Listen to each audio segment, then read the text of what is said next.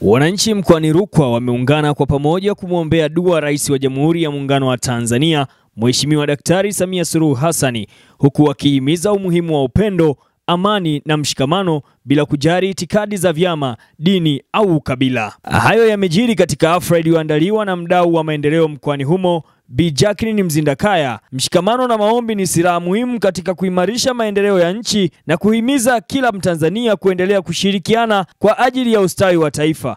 Shughuli yetu ya leo ilikuwa ni dua pamoja na iftari, tukiunganisha makundi yote ya hapa mkoani kwetu Rukwa bila kujali dini, itikadi ya chama na matabaka mbalimbali. Kwa hiyo leo hii tulikuwa mahali hapa kwa pamoja kwa mshikamano kumwombea rais wetu dua, tukiendeshwa na viongozi mbalimbali kutoka dini mbalimbali ambao wametusaidia katika kufanikisha jambo hili, kwa kuwa rais wetu ni kiunganishi katika nchi hii na ndio kiungo kikubwa kwa ajili ya kuleta amani ya nchi yetu, maendeleo ya nchi yetu. Ameweza kuliongoza taifa hili kwa weledi mkubwa sana. Hivyo tulikuwa hatuna budi ya kufanya hivyo. Tumeguswa sana na uongozi wa mama yetu Daktari Samia Suluhu Hassan.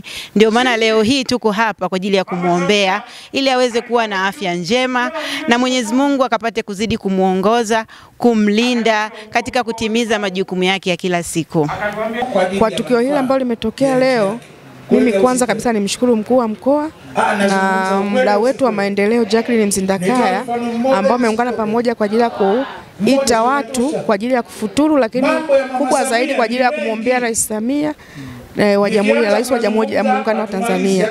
Jambo hili ni jambo jema sana, kwani watu wengi wamekuwa kutumia pesa nyingi kufanya mambo ya anasa na starehe, lakini akaona ni vyema tumie pesa hii kuita watu kwa ajili ya kumwombea rais wetu wa Jamhuri ya Muungano wa Tanzania, kuombea amani na mambo yote.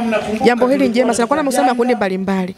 Ametusaidia sisi watu wenye ulemavu, amekusanya wanawake, wafanya biashara, viongozi wa dini, wanasiasa. Yaani ameweka muunganiko wote kwamba nchi ya Tanzania sasa haina ubaguzi. Sisi wote ni wamoja. Kwa hiyo jambo hili ni jema sana na tunaendelea kumwombea huyu binti Jacqueline Mzindakaya afike mbali kwa tukio hili alilofanya. Na hata viongozi wa dini wamesema kwamba jambo alilofanya jambo la kuleta muungano na ni jambo la kuheshimisha na ni jambo la kuonyesha kwamba anamjali rais wetu wa Jamhuri ya Muungano wa Tanzania. Kwa mimi ninamshukuru sana, ametujali, ameonyesha umoja katika mkoa wetu wa Rukwa.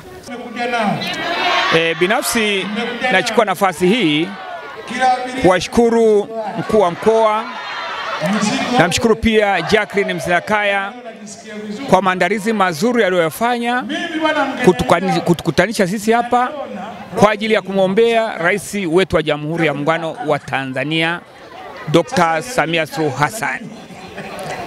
Jambo hili kama mzee wa mila na desturi wa mkoa nimerifurahia sana.